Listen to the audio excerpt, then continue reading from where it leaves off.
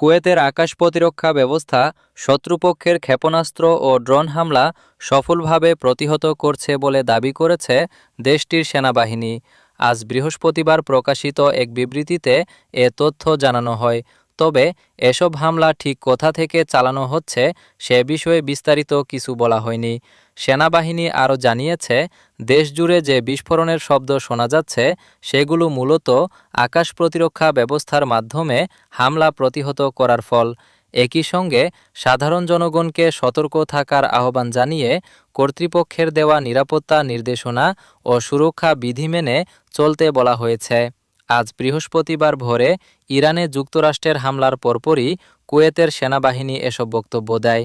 ওয়াশিংটনের দাবি, ইরানের ড্রোন ব্যবহার করে পরিচালিত একটি অভিযানের জবাবে এই হামলা চালানো হয়েছে।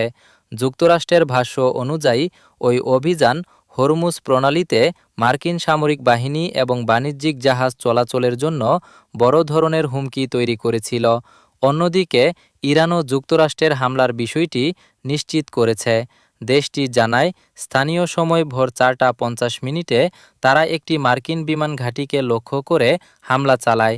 ইরানের দাবি, এর আগে ভোরে বন্দর আব্বাস বিমানবন্দরের কাছাকাছি এলাকায় যুক্তরাষ্ট্র হামলা চালিয়েছিল। তবে কোন মার্কিন ঘাঁটিতে আঘাত হানা হয়েছে সে বিষয়ে স্পষ্ট কোনো তথ্য দেওয়া হয়নি।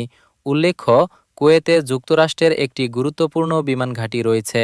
যদিও বর্তমান পরিস্থিতিতে ইরান সরাসরি হুমকি সৃষ্টি করছে কিনা সে বিষয়ে কুয়েত আনুষ্ঠানিকভাবে কিছু জানায়নি।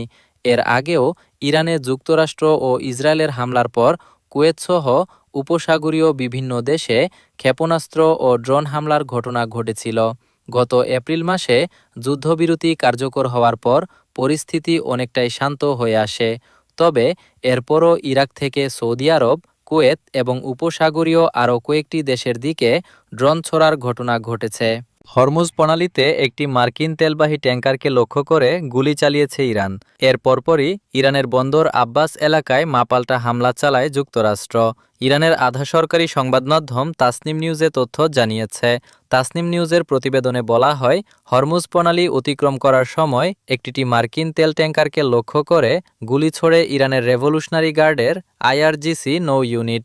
অভিযোগ করা হয়, মার্কিন ট্যাঙ্কারটি রাডার ও যোগাযোগ ব্যবস্থা বন্ধ রেখে গোপনে প্রণালী পার হওয়ার চেষ্টা করছিল।